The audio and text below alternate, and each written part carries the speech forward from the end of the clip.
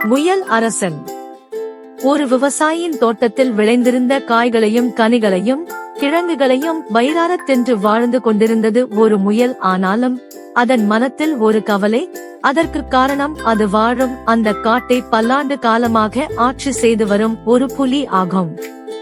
புலிக்கு கிடைக்கும் மதிப்பு தனக்கும் கிடைக்க வேண்டும் என்று முயல் விரும்பியது. புலியை விட தானே சிறந்தவன் என்று புலிக்கும் காட்டில் உள்ள பிற விலங்குகளுக்கும் மெய்ப்பிக்க வேண்டுமென முயலுக்கு ஆசை தோன்றியது. உடனே முயல் சிந்தித்து செயல்படத் தொடங்கியது. ஒரு நாள் முயல் நல்ல செழிப்பான தோட்டம், சுவையான கேரட், ஆஹா என்ன இனிமே, சுவைக்க சுவைக்க நாவில் நீர் ஊறுகிறதே, இந்த காட்டில் உள்ள புலி நம் முன்னோரை தன் பசிக்கு இரையாக்கியது போல் என்றாவது ஒரு நாள் நம்மையும் கொன்று தின்று விடுமோ, இந்த கவலையிலேயே வயிறார உண்ட பிறகும் சற்று நேரம் உறங்கி மகிழ முடியாமல் போனதே என்று தனக்கு தானே பேசிக்கொண்டது. பின்னர் ஒரு முயற்சி செய்து பார்ப்போம், அதில் தோற்றால் வீர மரணமடைவோம், வாழ்நாளெல்லாம் அந்த புலிக்கு பயந்து கொண்டே இருக்க முடியாது என்று சபதம் எடுத்தது.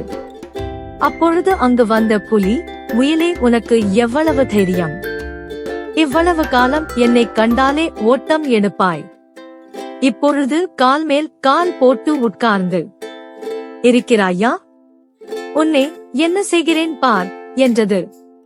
இதை கேட்ட முயல், ஓடினேனா நானா உன்னை கண்டா, உனக்கு செய்தியே தெரியாதா, உனக்கு எங்கே தெரிய போகிறது, இங்கு கூட்டம் நடந்த போது நீதான் அப்பாவி விலங்குகளை வேட்டையாடிக் கொண்டிருந்தாயே. புலி கோபத்துடன், எல்லா விலங்குகளும் கூட்டத்திற்கு வந்திருந்தனவா, சில விலங்குகளை தவிர எல்லா விலங்குகளும் வந்திருந்தன என்றது முயல். புலி மீண்டும், கூட்டத்தில் இந்த தீர்மானம் எடுக்கப்பட்டது என்றது. அதற்கு முயல், நீ இந்த காட்டின் அரசனாக இனிமேலும் நீடிக்க கூடாது என்று எல்லா விலங்குகளும் ஒரே மனதாக தீர்மானம் நிறைவேற்றின.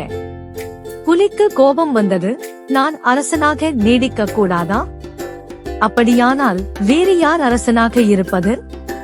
முயல் சிரித்துக் கொண்டே, இந்த காட்டிலேயே பயங்கரமான மூர்க்கமான விலங்காகிய என்னைத்தான் எல்லா விலங்குகளும் புதிய அரசனாக தேர்ந்தெடுத்தன என்றது.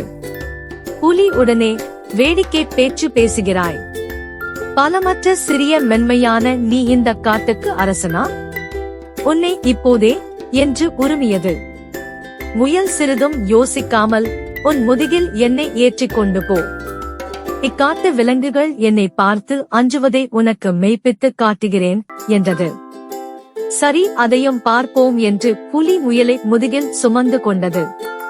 காட்டை சுற்றி வரும்போது மற்ற விலங்குகள் தங்களுக்குள் பேசிக் கொண்டன, இந்த முயல் எப்படி புலியின் மேல் அமர்ந்து வருகிறது என்று.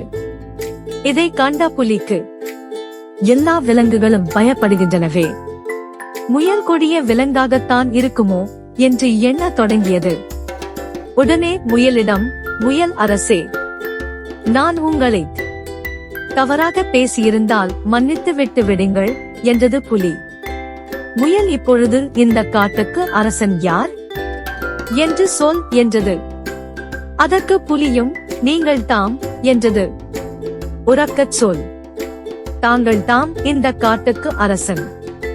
முயல் புலியிடம், உன்னை மன்னித்து விடுகிறேன், நீ இந்த காட்டிலேயே இருக்கக்கூடாது, எங்காவது ஓடிப் போய்விடு என்று விரட்டியது. புலியும், ஐயோ என்னை விட்டுவிடுங்கள், நான் போய் விடுகிறேன் என்று பயந்து ஓடியது. இப்போதெல்லாம் முயல் வயிறு நிரம்பச் சாப்பிட்டு நிம்மதியாக சுகமாக பகல் வேளைகளில் ஒரு குட்டி தூக்கம் போட்டுக் கொண்டிருக்கிறது. முயல் தனது புத்திசாலித்தனத்தால் புலியை காட்டை விட்டே விரட்டியது.